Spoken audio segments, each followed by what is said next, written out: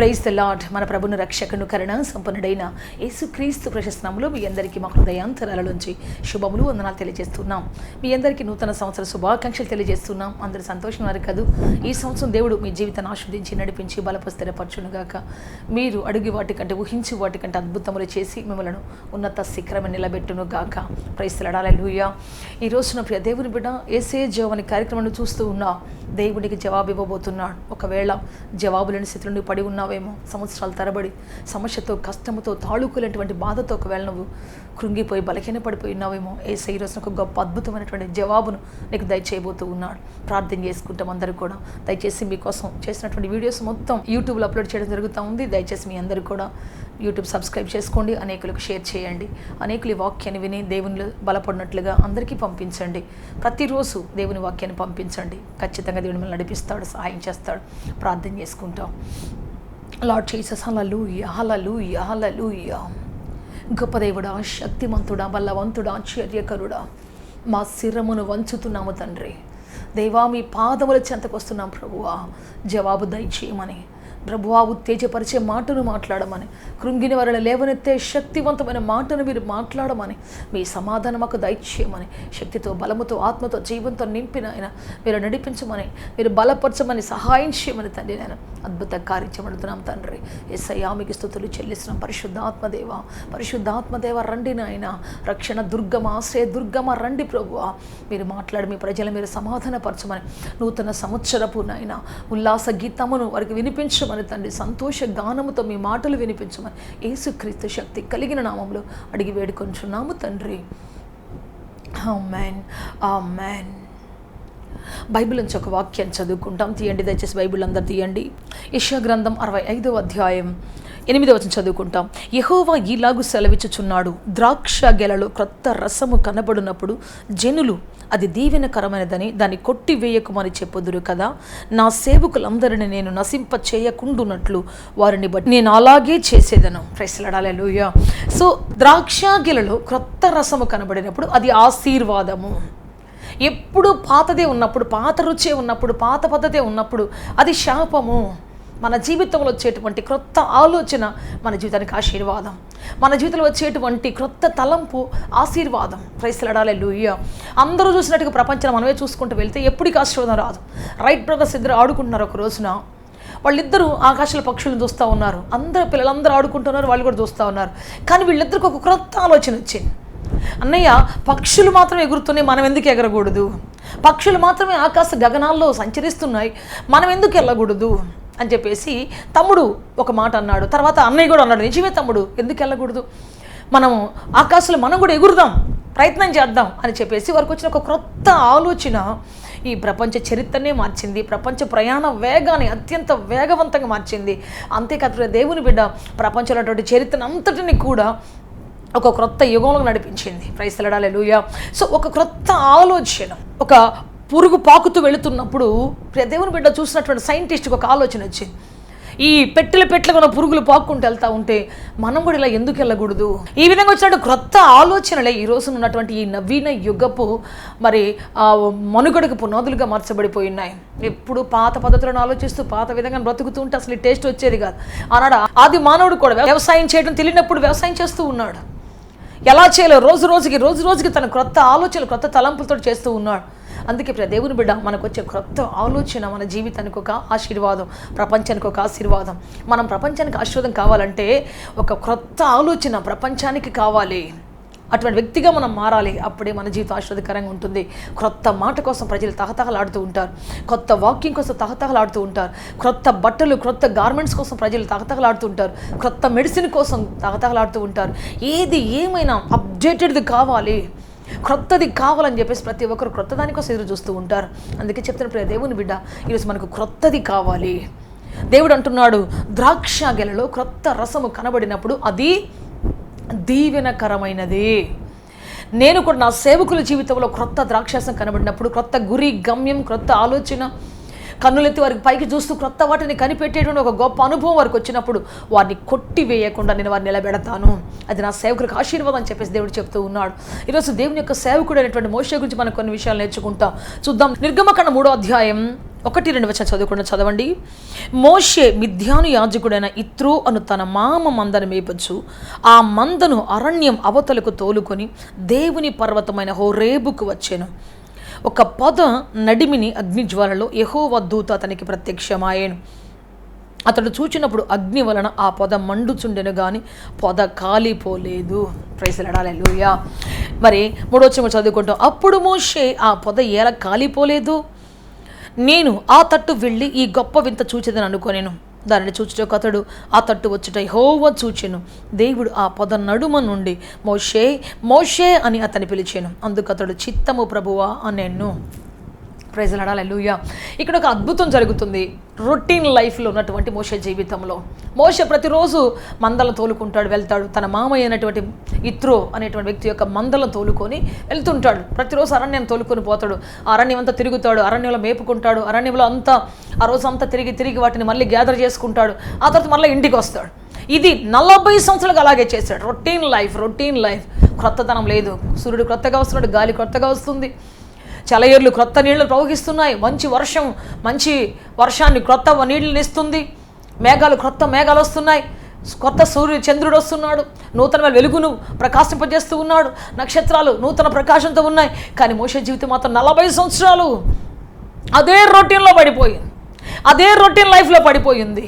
అయితే దేవుని బిడ్డ ఒక్కరోజు ఏం చేశాడు అంటే, మనం మొదటి వచనములో ఆ మందను అరణ్యం అవతలకు తోలుకొని పోయి దేవుని పర్వతం హోరేబుకు వచ్చాడంట. ప్రైజ్ లార్డ్, హల్లెలూయా. అంటే ఒకరోజు అతనికి ఏం ఆలోచన వచ్చిందంటే, ఎంతకాలం ఇంక అరణ్యంలో ఉండాలి, ఎంతకాలం ఈ అరణ్య జీవితం జీవించాలి, ఎంతకాలం ఈ సమస్యలు, ఎంతకాలం ఈ కష్టాలు, ఎంతకాలం ఈ రొటీన్ లైఫ్ కాదు, ఒక సంథింగ్ ఏదో నాకు స్పెషల్ కావాలి, ఏదో క్రొత్తది నా జీవితంలో కావాలి అని చెప్పేసి అరణ్యాన్ని దాటుకొని వచ్చాడంట. అరణ్యాన్ని దాటుకొని వచ్చి అప్పుడు చూస్తే క్రొత్త ప్రపంచం, మండుచున్న పొద కనబడుతుంది. అంతేకాదు దేవుని పర్వతమైనటువంటి ఆ హోరేబు కనబడుతుంది. అంతేకాదు ఆ పొద నడుమలో అగ్ని జ్వాలల్లో దేవుని దూత ప్రత్యక్షమయ్యింది. అంతేకాదు దేవుని బిడ్డ, దేవుని వర్తమానం అతని కోసం ఎదురు చూస్తూ ఉన్నది. Praise the Lord, hallelujah. Praise the Lord, hallelujah. So ఇటువంటి గొప్ప మార్పులను ఎక్కడున్నాయి అంటే అరణ్యం అవతల ఉన్నాయి. మన యొక్క ఆశీర్వాదాలు ఎక్కడున్నాయి తెలుసా? మన కంఫర్టెడ్ జోన్స్కి అవతలు ఉన్నాయి, మన తీర్మానాలకు అవతలు ఉన్నాయి. ప్రైజ్ ది లార్డ్, హల్లెలూయా. మన నీరసానికి అవతలు ఉన్నాయి, మన నిస్పృహకు అవతలు ఉన్నాయి, మన నిరాశకు అవతలు ఉన్నాయి. ప్రైజ్ ది లార్డ్, హల్లెలూయా. మన నీరసంగా నిస్సత్తుగా పడుకుని ఉన్నంతకాలం ఏ గొప్ప కార్యం మనం చేయలేం. ఎప్పుడైతే దాన్ని దులుపుకొని లేస్తామో అప్పుడే గొప్ప కార్యం మనం చేయగలుగుతాం. ప్రైజ్ ది లార్డ్, హల్లెలూయా. చాలామంది ఏం చేస్తారంటే గీత గీసుకుంటారు. ఇదిగో ఈరోజు ఈ పని నేను చేసేసి వండుకోవటం, తినటం, కడుక్కోవటం, ఉతుక్కోవటం, ఆరేసుకోవటం, ఇదే పని. ఇంకా ఒక్క స్టెప్ కూడా ముందుకేయలేరు. వచ్చిన జీతం చాలదు, పిల్లలకు పెట్టడం చాలదు. ఇక ఆ తర్వాత పరిస్థితి చాలా దారుణంగా ఉంటుంది. నేను కొంతమంది అక్క కూడా చెప్తుంటాను, మీరు రోజంతా ఇంటి దగ్గరే ఉంటారు కదా, ఏం చేస్తారు? రోజంతా ఇంటి దగ్గరే ఉంటాను, పని అయిపోగానే ఏం చేస్తావు? టీవీ చూసుకుంటూ ఉదయం నుంచి సాయంత్రం దాకా కూర్చుంటాను. ఇల్లు సినిమా థియేటర్ ఆడినట్టే ఆడుతుంటుంది, కిటికీలో తింటూ ఉంటే. సినిమా థియేటర్ కాస్త నయం, సైలెన్స్గా ఉంటుంది.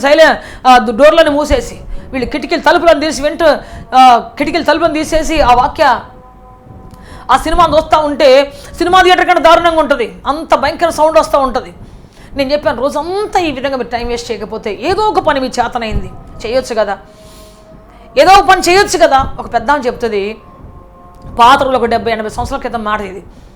ఆమె చెప్తా ఉంది, అమ్మ మా అమ్మగారు ఏం చేసేది తెలుసా? మా అమ్మగారు, మా నాయన చిన్న టీచరు, ఆయనకి వచ్చే జీతం ఎంత? 10 రూపాయలు, 12 రూపాయలు, 15 రూపాయలు జీతం వచ్చేది. సో అటువంటి టైంలో ఆయన మరి ఆ పిల్లలను పెంచలేక, అప్పుడు చాలామంది పిల్లలు ఉండేవాళ్ళు, ఈ ఫ్యామిలీ ప్లానింగ్ లేదు కాబట్టి చాలామంది పిల్లలు ఉండేవాళ్ళు. వాళ్ళని అక్కడ హాస్టల్లో జాయిన్ చేసేవాళ్ళు. వాళ్ళందరూ వస్తే పడిపోయారంటే ఇంకా అసలు తినడానికి కనీసం భోజనం కూడా ఉండేది కాదు వాళ్ళకి. సో అటువంటి పరిస్థితుల మధ్యలో ఏంటి అంటే వాళ్ళ అమ్మగారు ఇస్త్రాకులు కుట్టేదంట. ఆకులన్నీ గ్యాదర్ చేసుకొచ్చి, వాళ్ళ చుట్టుపక్కల అంతా అడవి ఉండేది, అడవిలో ఆకులన్నీ గ్యాదర్ చేసుకొచ్చి ఆ చీపురు పొలాలు కోసుకొని వచ్చి వాటిని బాగా దుళ్ళగొట్టి, వాళ్ళ ఇంటి ముంచి టెంకాయ చెట్లు ఉంటే ఆ చెట్లన్నిటిలో కొమ్మలు కొట్టించేసి, ఆ మట్లను కొట్టించేసి వాటిని చీల్చి ఆ పొలాలు అమ్ముతూ ఉండేదంట. ఆ టెంకాయల పీసుతోటి చిన్న చిన్న చేపలకు తయారు చేసేదంట. ఈత చెట్లు ఉంటే ఈత చేపలు లేదంట. అసలు ఆ రోజు సరిపడినటువంటి భోజనం సరిపడినటువంటిది మొత్తం ఆమె సమకూర్చి పెట్టేదంట. భర్త దగ్గర ఎప్పుడు తీసుకునేది కాదంట. ఆయనకే ఇంకప్పుడప్పుడు కావాలంటే ఇచ్చేదంట. కానీ ఒక్కరోజు కూడా ఇంతమంది పిల్లలను చూసుకుంటా, వాళ్ళ బట్టలు ఉతుక్కుంటా, వాళ్ళకి భోజనం చేసుకుంటా, మళ్ళీ మొదలుకొని మళ్ళీ ఇంటికి కావాల్సిన వాటిని డబ్బులు సంపాదించేది. ఇంట్లో ఉండే దుద్దు తెప్పించుకునేది, వాటిని మరి లైట్లకు పెట్టడానికి వాడుకునేది. ఆ హారతి, వాటిల్లో హారతి ఇచ్చేటువంటి వాటిల్లో ఆ కప్పులు వేసుకుంటారు కదా, వాటి కోసం ఆ నూనెలో ప్రమిదల్లో పెట్టుకునేది. సో ఈ విధంగా తను ఏం చేయగలదు తన వస్తువులతోటి, తను దొరికే వాటితోటి. ఒక 2 గేదెలు ఉంటే ఆ గేదెలకు పాలు తీసి, వాటిలో వెన్న తీసి, వాటిని చిలికి వెన్న చేసి, పిల్లలందరికీ మజ్జిగ చేసి, ఆ మజ్జిగ అమ్మేదంట. మళ్ళీ తర్వాత వచ్చేసి ఆ వెన్నను అమ్మేది. ఒక 2 ఎకరాల పొలం కూడా కొనేసిందంట ఆ విధంగా చేసి. Praise lord, hallelujah. సో చెబుతుంది, మా అమ్మ కష్టం చూసినప్పుడు వంట చేస్తూనే ఉంటుందంట, అల్లుతూనే ఉంటుందంట, పూలు అల్లుతూనే ఉంటుందంట, చేపలు అల్లుతూనే ఉంటుందంట, పిల్లలకి ఆ జల్లేస్తుంది, వాళ్ళు పంపించిన వెంటనే పని చేసుకుంటూనే ఉంటుందంట. సో ఈ విధంగా చేసినప్పుడు మేము ఒక్కరం పస్తుపడలేదు. అనేక మంది పస్తుపడేవారు, కానీ మా ఇంట్లో పస్తు అనే మాట తెలియదు. మా అమ్మ ఉదయాన్నే లేచి, వేకులు లేచి, మేము లేచే లోపల ఒక సాపలు వేసేది, మేము లేచే లోపలే ఒక పని చేసేసేది, ఆ రోజు సరిపడ వాటిని సంపాదించేది. అంత కష్టపడి ప్రయాసపడేది. అవన్నదంట, నేను నా భర్త దగ్గర చేయి దాపి ఏనాడు అడగకూడదు అని నేను నిర్ణయించుకున్నాను. అందువల్ల నేను ఈ విధంగా కష్టపడుతున్నాను. Praise lord, hallelujah. సో ఈరోజు అనేక మంది టెక్నాలజీ ఉండి, చదువు ఉండి, అనేక మంది చదువుకున్నారు. ఈరోజు చదువు లేని వాళ్ళు మ్యాక్సిమం లేరు, కనీసం అట్లీస్ట్ 10th అని చదువుకుని ఉంటారు. సో వాళ్ళు చేయగలిగే చాలా పనులు ఉంటాయి, కానీ చెయ్యరు. ఇంట్లో కూర్చొని కూడా చేసే పనులు ఉంటాయి, మిషన్ కుట్టొచ్చు, ఇంకేం చాలా పనులు ఉంటాయి కదా, చేయొచ్చు. కానీ చేయకుండా అన్న తేవాలి, మేము వండాలి అని చెప్పేసి కూర్చుంటారు చాలాసార్లు. అందువల్ల ఏమవుతుంది, కంఫర్టెడ్ జోన్స్ ఉంటాయి చూసారా. ఇంతే, నేను బయటికి వెళ్ళిపోతే ఎవరైనా ఏమైనా అనుకుంటారేమో, బయటికి వెళ్తే ఎవరైనా ఏమైనా నా గురించి చెడ్డగా మాట్లాడతారేమో, అక్కడికి ఏమైనా ఫ్యాన్ షాప్కి వెళ్తే, అక్కడ పనికి వెళ్తే వాళ్ళు నన్ను అక్కడ జెంట్స్ ఉంటారు, బట్టల షాప్లో జెంట్స్ ఉంటారు, నన్ను ఏమైనా అంటారేమో, నాకేమైనా హాని చేస్తారేమో, నాకేమైనా చెడ్డ పేరు వస్తుందేమో, అమ్మో. కంఫర్ట్ జోన్స్ గీసుకొని అనేక మంది ఆ అరణ్య రోదల్లోనే బ్రతుకుతుంటారు, బయటికి రారు. దేవుని బిడ్డ, మీరు చూడండి, అరణ్యంలో మృగాలు ఎట్లుంటాయి అంటే, వాటికి ఆకలి అయితే భోజనానికి లేస్తాయి, విరోచితంగా పోరాడతాయి. సింహం ఎంత పవర్ఫుల్లో అంత లేజీ. సింహం ఎప్పుడు పవర్ఫుల్లో తెలుసా? 2 విషయాల్లో. ఒకటి, తనకు ప్రమాదం వచ్చినప్పుడు గర్జిస్తూ పైకి లేస్తుంది. 2 తనకు ఆకలి వేసినప్పుడు అంతే. ఇక మిగతా టైం అంతా కూడా ఆ డెన్లో పడుకొని ఉంటూనే ఉంటుంది. ఎప్పుడు నిద్ర. మనం చిన్నప్పుడు చదువుకున్నాం కదా, ఎలుకలెక్కి దూకుతున్నా కానీ ఆ సింహానికి మెలకు వచ్చేది కాదు, ఎప్పుడుకో కానీ మెలకు వచ్చిందని. సో ఈ విధంగా నిద్ర, లేజినెస్ అది అనుకుంటుంది. ఈరోజు భోజనం చేశానా, ఇక చాలు, నాకు నిద్రపోతాను నేను. ఈరోజు నేను వేటాడానా, అలసిపోయాను, బాగా తినేసి పడుకుంటాను, ఇక అంతే. అది అరిగిపోయిన దాకా, మళ్ళీ ఆకలేసేదాకా మళ్ళీ లేవదు పొరపాటున. దానివల్ల ఎవరికీ ప్రయోజనం లేదు. అరణ్య జీవితం కూడా అట్లాగే ఉంటుంది, ఎవరికి ప్రయోజనం ఉండదు. తమకు తాముకే ఆ తాత్కాలిక ప్రయోజనం కోసం బ్రతుకుతుంటారు చాలామంది. సో ప్రియ దేవుని బిడ్డ, మోషే కూడా ఈరోజు నాకు గొర్రెలు కాశాను, లేకపోతే మందలు కాశాను, వాటిని అన్ని గ్యాదర్ చేసుకున్నా, అమ్మయ్యా నా పని అయిపోయింది, ఇంటికి వచ్చేసాను, వాటిని విప్పేశాను ప్రశాంతంగా. నా భార్య ఏదో వేడివేడి నీళ్ళు పెట్టింది, ఆ తర్వాత వేడివేడి భోజనం పెట్టేసింది, పిల్లలతో కాసేపు ఆడుకున్నాను, హాయిగా పడుకున్నాను. చాలు. 40 సంవత్సరాలు ఒక యుద్ధ వీరుడు, సకల శాస్త్ర పండితుడు ఏం చేస్తున్నాడు అంటే నిద్రపోతూ ఉన్నాడు. అతనితో పాటు అతని కళలు, అతని నాయకత్వం, అతనికి ఉన్నటువంటి మరి ఆ సకల శాస్త్ర పాండిత్యం అన్నీ నిద్రపోయాయి. 40 సంవత్సరాల వరకు అతడు ఏమీ చేయలేదు. ఒక రాత రాయలేదు, ఒక యుద్ధం చేయలేదు, ఒక నాయకత్వం లేదు, ఏం లేదు. 40 సంవత్సరాలు ఆ గీత గీసుకొని అక్కడే బతకడం మొదలుపెట్టేశాడు. ఐగుప్తు నుంచి పారిపోయి వచ్చాడు, ఆ భయంతో అక్కడే ఉండటం మొదలుపెట్టాడు. సో ప్రియ దేవుని బిడ్డ, ఆ భయం చాటున తర్వాత వచ్చేసి అతనికి ఉన్నటువంటి ఆత్మన్యూనతా భావం, నా నోటికి మాంద్యం వచ్చేసింది, నేను పలకలేను, నేను మాట్లాడలేను, నేను దీనికి తప్ప దేనికి పనికిరాను, ఇక ఇది తప్ప నేను చేయలేను, ఇది తప్ప నా వల్ల ఏది కాదు, ఈ పని తప్ప నాకేది దొరకదు. ఈ విధంగా తనకు తానే గీత గీసుకొని, తనకు తానే మాట్లాడుకొని, తనను తానే జైల్లో వేసేసుకొని, అరణ్యం ఇల్లు రెండే. ఇటువంటి పరిస్థితుల మధ్యలో చీకటి అయితే ఇంట్లో ఉంటాడు, వెలుతురు వస్తే అరణ్యంలో ఉంటాడు. ఇంతే సంగతులకి అతనికి ప్రపంచంలో ఎవరూ తెలియదు. అంత ఘోరమైనటువంటి భయంకర పరిస్థితికి వచ్చేసాడు, కుంచుకుపోయాడు. మహాసముద్రంలో ఉన్నట్టు అతని జీవితం, మహాసముద్రంలాగా విస్తరించాల్సిన అతని జీవితం ఒక చిన్న కుంటలాగా, నీళ్ల కుంటలాగా, స్టాగ్నేటెడ్ వాటర్ లాగా అయిపోయింది.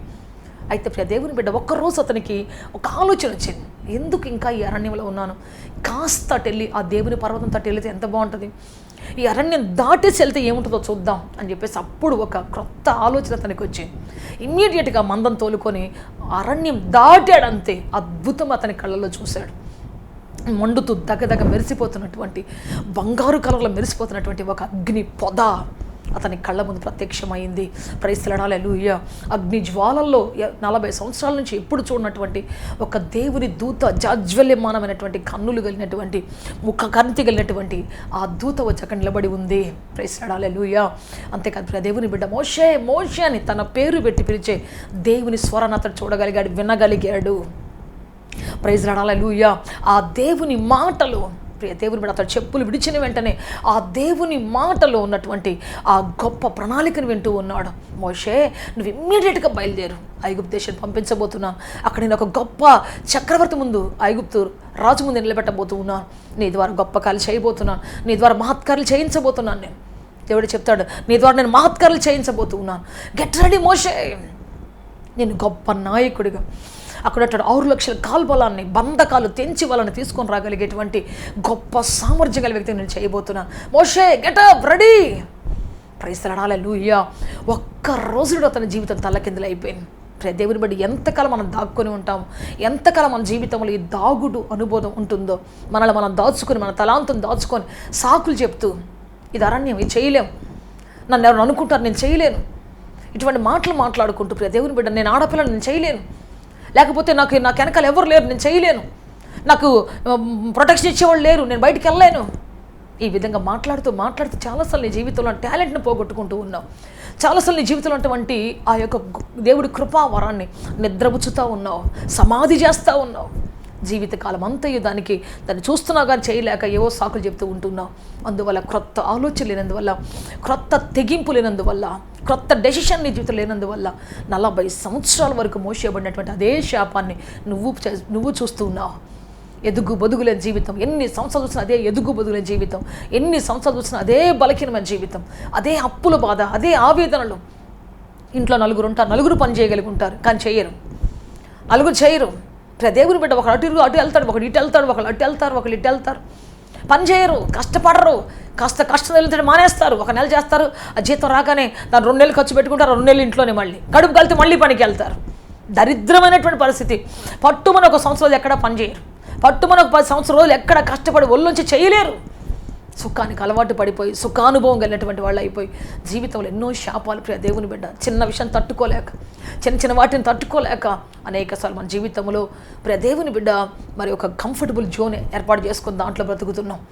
నా ఇంట్లో తినకపోయినా ఎవరు అడగరు, ఇంకా నాకు ఇల్లు కట్టించుకొని దాంట్లో ఉంటే చాలు అనుకుంటాం చాలాసార్లు. కానీ దేవుడిని ఎప్పుడు ఇంత చిన్న మెజర్మెంట్స్తో కాదు, తూర్పు నుంచి పడవరకు ఎంత దూరమో, భూమి నుంచి ఆకాశానికి ఎంత ఎత్తుగా ఉందో ఆయన ప్రణాళికలు నీ ఎడల అంత ఎత్తుగా ఉన్నాయి. నీ ఎడల ఆయన ఉద్దేశాలు అంత సంపూర్ణంగా, అంత ఉన్నతంగా, హయ్యర్ స్టేటస్లో అంత గొప్పగా దేవుడు తన ఉద్దేశాన్ని ఎడల కలిగి ఉన్నాడు. ప్రైజ్ లార్డ్, హల్లెలూయా. మోషే అనుకుంటున్నాడు, నేను గొర్రెలు కాసుకుంటే చాలు, లేకపోతే నేను మందలు కాసుకుంటే చాలు, ఇంటికి వచ్చి క్షేమంగా వాటిని తీసుకొస్తే చాలు, వాటిని డెవలప్ చేస్తే చాలు అనుకుంటున్నాడు. కానీ దేవుడు ఏమనుకుంటున్నాడంటే, నువ్వు అటువంటి మామూలు వ్యక్తివి కాదు నాయనా, నీ పట్ల నా ప్రణాళిక చాలా గొప్పది, నీ పట్ల నాకున్నటువంటి ఉద్దేశం చాలా ఉన్నతమైంది మోషే. నీ 6 లక్షల కాల్వలు నడిపించే నాయకుడు, నీ ద్వారా నేను సముద్రాలు చీల్చబోతున్నాను, నీ ద్వారా నేను చేదును మారాను మార్చబోతూ ఉన్నాను, నీ ద్వారా బండలు చీల్చబోతున్నాను. నువ్వు మాట్లాడితే చాలు బండలు చీలిపోతాయి, నువ్వు చేయి సాపితే చాలు సముద్రాలు చీలిపోతాయి. నువ్వు నీ చేతులు ఏ చేతితో కర్ర పట్టుకొని ఇక ఈ చేతులు ఏమి చేయలేవు, గొర్రెలు గాయటం తప్ప, మందలు గాయటం తప్ప నువ్వు అనుకున్నావు, అదే చేతులతో ప్రపంచాన్ని నేను రాజ్యాంగం రాయించబోతూ ఉన్నాను. క్రైస్తవులు ఆనాడు ఇశ్రాయేలులకు కావాల్సినటువంటి రాజ్యాంగం రాయించబోతూ ఉన్నాను. ప్రపంచం అంతా ఈ రోజును పరిపాలించడానికి ఆ రాజ్యాంగమే ఆధారంగా కాగలిగినటువంటి ఆ గొప్ప రాతలు నీ ద్వారా రాయించబోతూ ఉన్నాను. మోషే, నీ చెయ్యి గొర్రెలు గాయటే కర్రను పట్టుకునేది మాత్రమే కాదు, ప్రపంచాన్ని నడిపించేటువంటి నీ రాతతో ప్రపంచాన్ని దారి చూపించేటువంటి గొప్ప రాతలు రాయించబోతూ ఉన్నాను. గెట్ రెడీ మోసెస్ అని చెప్పినప్పుడు మోషేకి అర్థం కాల, నా పట్ల ఇంత గొప్ప ప్రణాళిక ఉందా దేవునికి, నా పట్ల ఇంత గొప్ప ఉద్దేశం ఉందా దేవుడికి, అయ్యో నేను గుర్తుపట్టలేకపోయాను. కంఫర్టబుల్ జోన్ దాటిరా సహోదరుడా, గీత గీసుకొని దాటిరా, క్రొత్త ఆలోచనతో, క్రొత్త మనస్సుతో ముందుకురా. ఖచ్చితంగా దేవుడిని నడిపిస్తాడు, గొప్ప కార్యాలు నీ ద్వారా దేవుడు చేపిస్తాడు. నువ్వు సామాన్య వ్యక్తిగా, ఎక్కడో కూర్చున్న వ్యక్తిగా కాదు, దేవుడిని అనేకులకు ప్రయోజనకర వ్యక్తిగా మార్చబోతున్నాడు, అనేకులకు మరి ప్రయోజనకరమైన పాత్రగా దేవుడిని మలసబోతూ ఉన్నాడు. ప్రైజ్ లార్డ్, హల్లెలూయా, హల్లెలూయా. అందుకే ప్రియ దేవుని బట్టి ఈ రోజున నీవు ఆ కంఫర్టబుల్ జోన్ దాటి రావాలి. సేవకు వచ్చిన కొత్తలో నేను కూడా అలాగే అనేది, అసలు సేవకు పిలిచినప్పుడే నేను అలాగనేది, ఏమనంటే నేనా సేవ, దేవుడా నేను ఆడపిల్లని నాయన, నేను సేవ చేయడం ఏంటి? మగపిల్లలు చాలామంది ఉన్నారు, మా తమ్ముడు వాళ్ళు ఉన్నారు, వాళ్ళు పిలుచుకో, మా అన్నయ్య వాళ్ళు ఉన్నారు, వాళ్ళు పిలుచుకో, గొప్ప గొప్పలు ఉన్నారు, ఆ పాషగారి పిల్లలు బాగా చేస్తారు. నాకు అసలు ఏమీ తెలియదు. మా వాళ్ళు చిన్నప్పటి నుంచి క్రైస్తవులు కాదు, మా వాళ్ళకి ఏం తెలియదు. ప్రభు నేను వచ్చి ఏం చేయాలి ప్రభు, నేను రాలేను, నా చేత కాదు, అసలు నా వల్ల కాదు. పాస్టర్ అంటేనే నాకు భయం అసలు.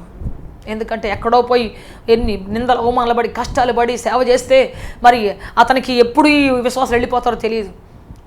అది కట్టిన సంఘాన్ని వదిలేసి ఎప్పుడు పోతారో తెలియదు. ఇవాళ వాళ్ళు రేపు ఉండరు, రేపు వాళ్ళు ఎల్లుండి ఉండరు. అయ్యో కడుపు కట్టుకొని సేవ చేస్తే మిగిలేదు అవమానాలు దుఃఖాలు తప్ప ఏముండవు. నా వల్ల కాదు నాయన, నేను పోలేను నాయన, నేను ఒక పెద్ద ఉద్యోగం చేసుకుంటాను నాయన, నేను ఆడపిల్ల, నన్ను వద్దయ్యా, నన్ను వదిలేయ్యా. చాలాసార్లు దేవునితో ఇలాగే పోరాడాను నేను.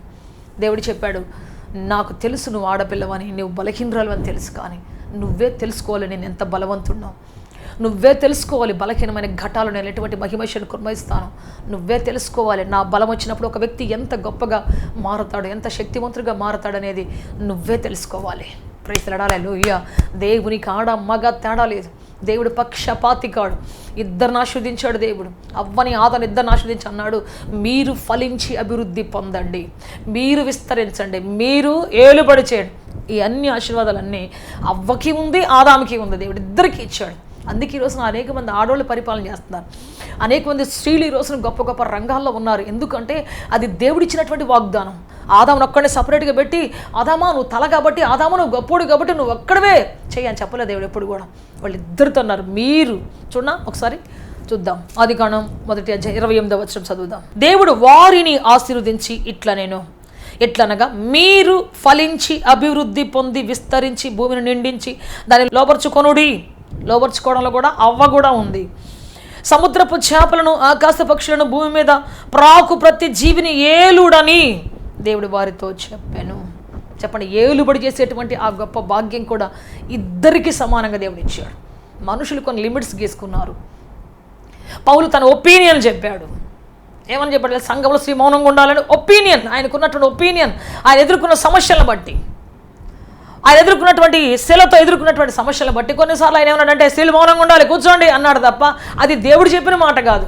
ఆయన అన్నాడు, నాకు కలుగుతుంది ఇటువంటి ఒపీనియన్, కొంతమంది పెళ్లి చేసుకోకుండా ఉంటే మంచిది అని చెప్పాడు. ఎందుకు అంటే అది నా ఒపీనియన్, ఇలా ఉంటే బాగుంటుంది, నేను పెళ్లి చేసుకోకుండా మరి సేవ చేస్తుంటే నాకు ఎంత కంఫర్ట్గా ఉందో, నా వలే మీరు కూడా స్త్రీని ముట్టకుండా ఉంటే మంచిది అన్నాడు. ఇప్పుడు ఆ పౌలు సూత్రాన్ని తీసుకొని అందరం కానీ స్త్రీని ముట్టకుండా పెళ్లి చేసుకోకుండా ఉంటే అంత ఇక ప్రపంచం అంతా అంతే. ఇంకా అది ఆయన ఒపీనియన్. కొంతమందికి ఆ కాలింగ్ ఉండాలి.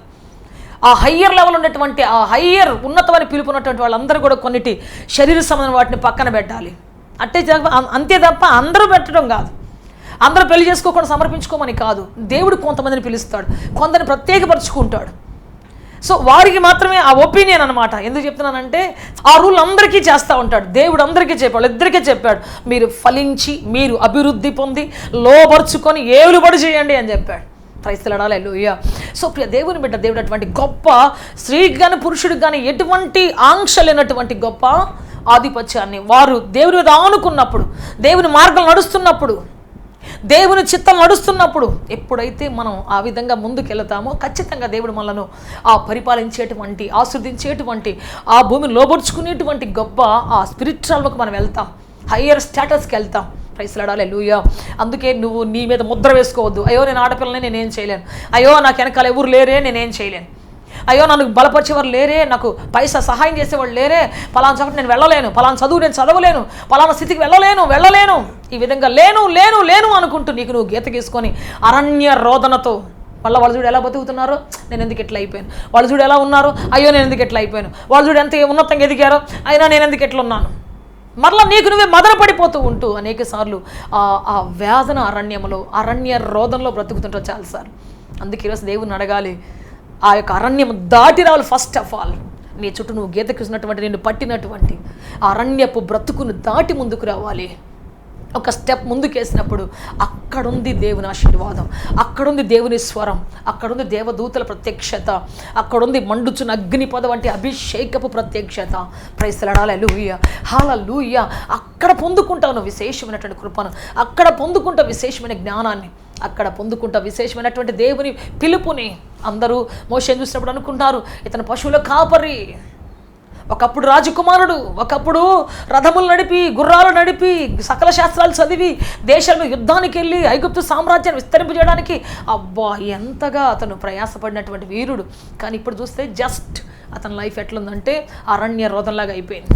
నువ్వు కూడా చాలాసార్లు ఒకప్పుడు ఎంతో చేసావు, ఒకప్పుడు ఎంతో గొప్ప స్థితిలో ఉన్నావు.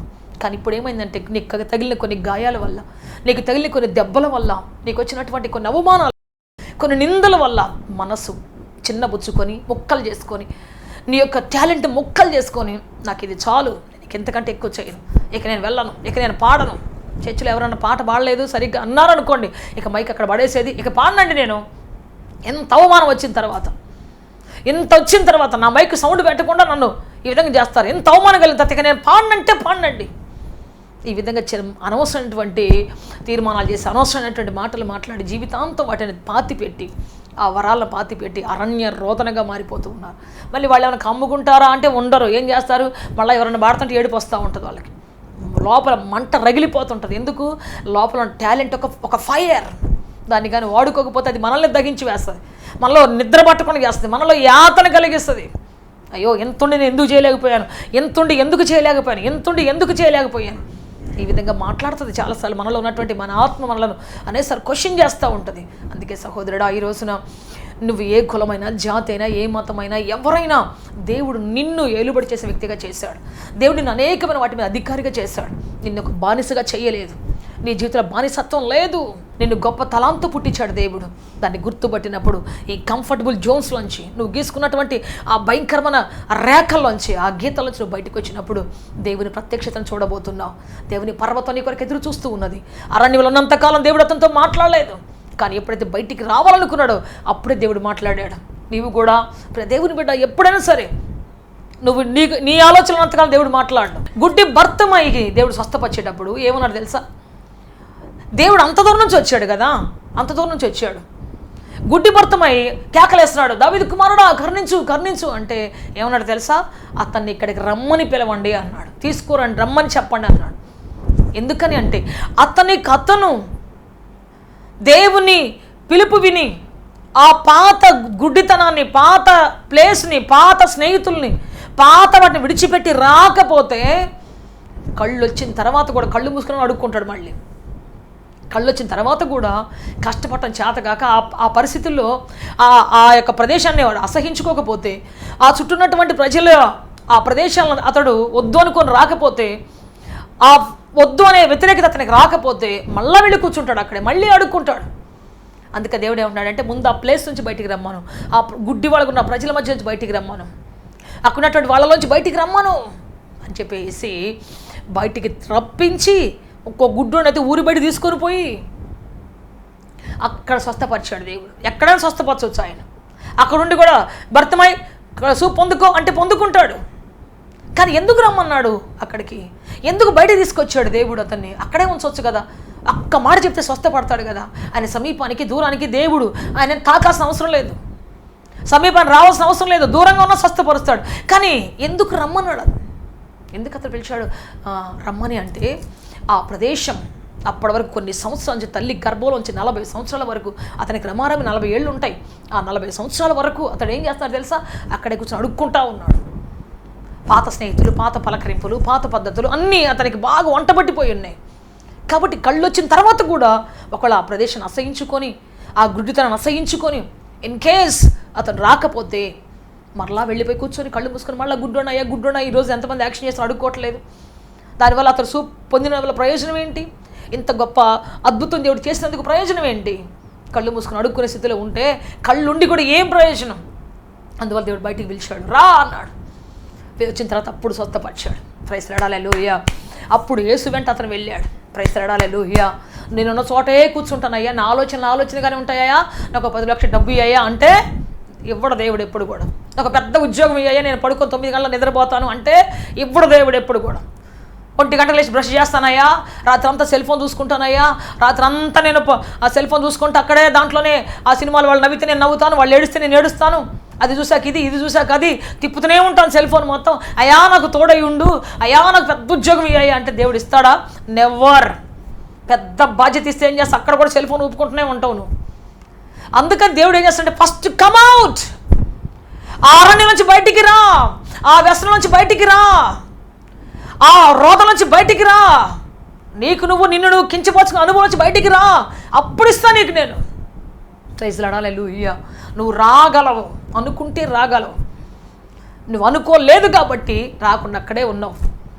దేవుని బిడ్డ, అందుకని దేవుడు ఎప్పుడు వరకు ఎదురు చూశాడంటే మోషే ఆ అరణ్యము దాటి వచ్చేంత వరకు ఎదురు చూశాడు.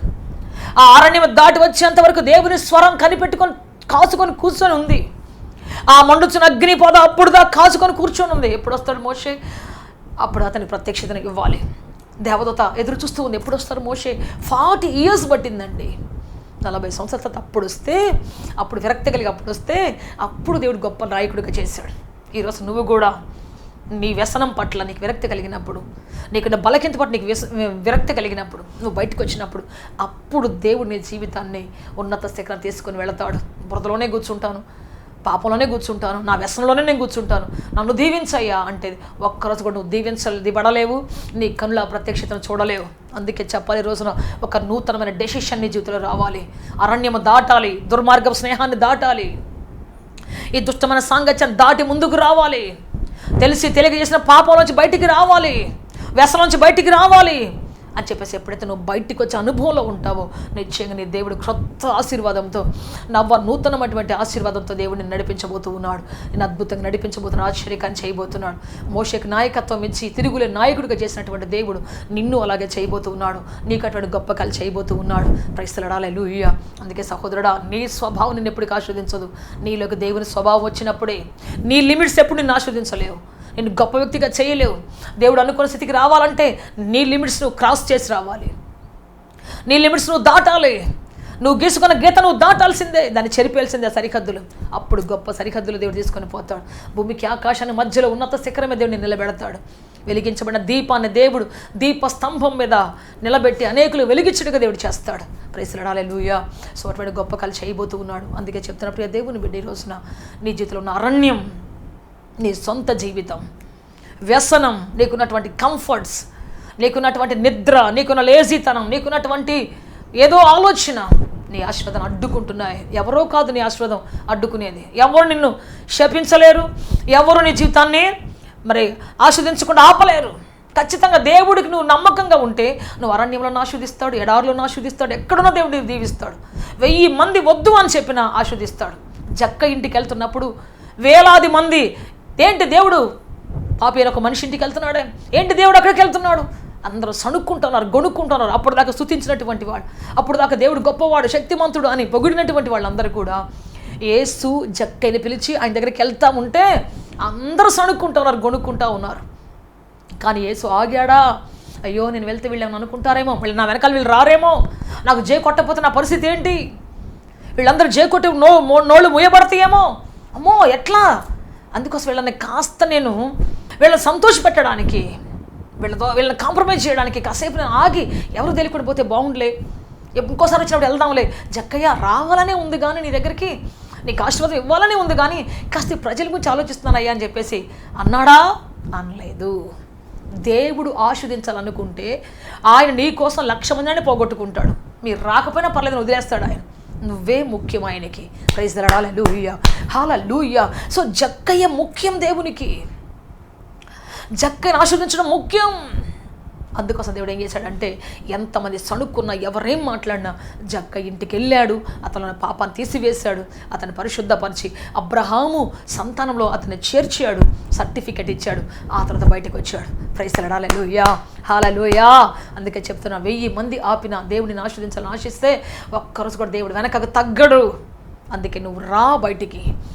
జక్కయ్య క్రొత్త ఆలోచన వచ్చింది, ఈరోజు యేసును చూడాలని ఆలోచన వచ్చింది కదా, అందువల్ల జక్కయ్యని విస్తారు దేవుడు దీవించాడు, ఆశీర్వదించాడు. ప్రైజ్ ది లార్డ్ హల్లెలూయా. అందుకే చెప్తున్నా ప్రియ దేవుని బిడ్డ, దేవుడిని ఆశీర్వదించడం ఆరంభిస్తే ఎవ్వరు ఆపలేరు. నీ అరణ్య బ్రతుకును నువ్వు దాటుకొని రావాలి, నీ సొంత తలంపులు నువ్వే బ్రేక్ చేసుకొని రావాలి, నువ్వు కట్టుకున్న ఆ పాపిష్టి గోడ నువ్వే బ్రేక్ చేసుకొని రావాలి.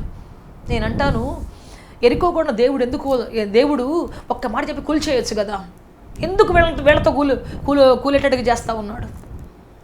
ఎందుకు? దేవుడు చెప్పొచ్చు కదా, ఎరుకో కూడా కూలిపోతే కూలిపోద్ది, ఆయన ఒక్క మాట చెప్తే ముక్కలైపోద్ది, ఎగిరిపోద్ది, అసలు అక్కడ లేకుండా ఆనవాళ్ళతో సహా పునాదులతో సహా ఎగిరిపోద్ది కదా. ఎందుకు వీళ్ళని చుట్టూ తిరగమని 7 రోజులు తిరగమని ఎందుకు చేశాడు దేవుడు.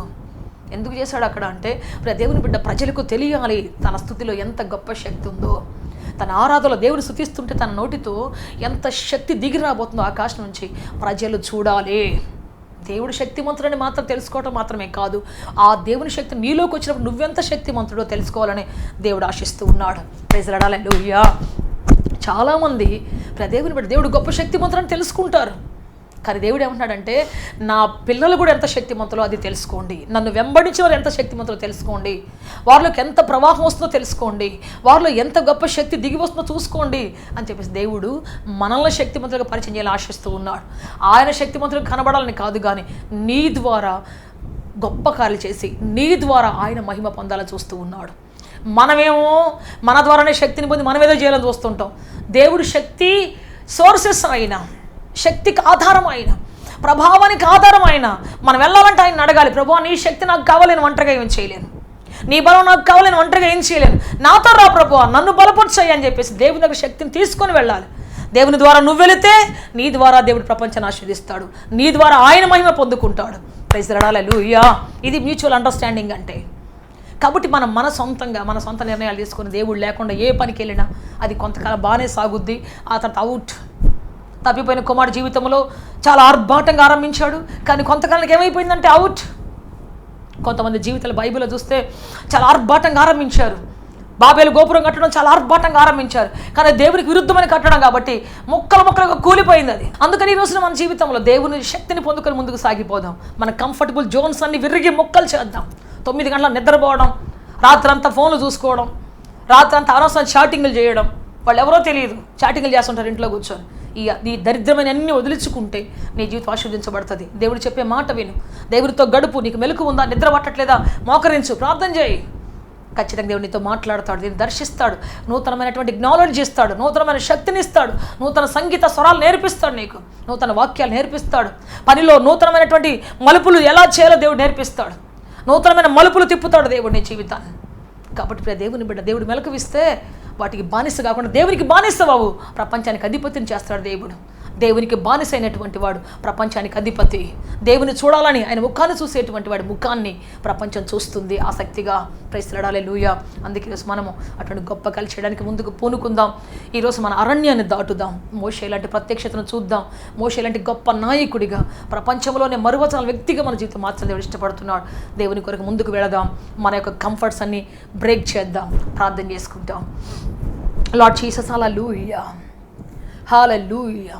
గొప్ప దేవుడా, శక్తిమంతుడా, బలవంతుడా, ఆశ్చర్యకరుడా, మిమ్మల్ని ఆరాధిస్తాం, స్తుతిస్తున్నాం.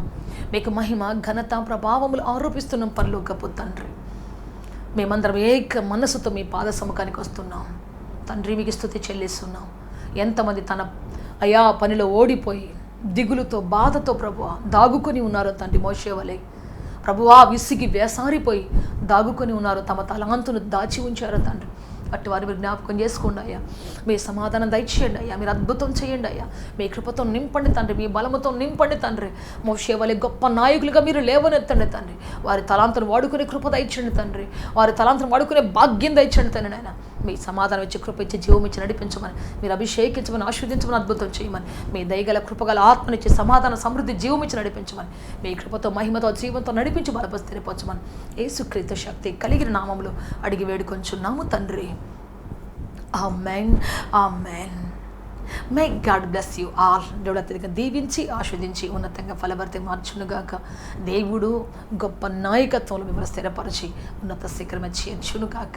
ఆమేన్, ఆమేన్. ఆత్మతో సత్యముతో ఆరాధించాలని ఆశిస్తున్నారా? యేసయ్యను గూర్చి మరింత లోతుగా తెలుసుకోవాలని అన్వేషిస్తున్నారా? శ్రమల, వేదనల, గొడ్రాలితనమా, నిరుద్యోగమా, ఓటమియా, సమస్య ఏదైనా జవాబు మాత్రం యేసులోనే. మీ సమస్యల కొరకు ప్రార్థించుటకు మా ప్రేయటవ ద్వారములు ఎల్లవేళలా తెరవబడే ఉంటాయి. వివరములకు మా చిరునామా హోలీ ప్యారడైజ్, KH వాడ, నవాబ్పేట, నెల్లూరు, ఆంధ్రప్రదేశ్, ఇండియా.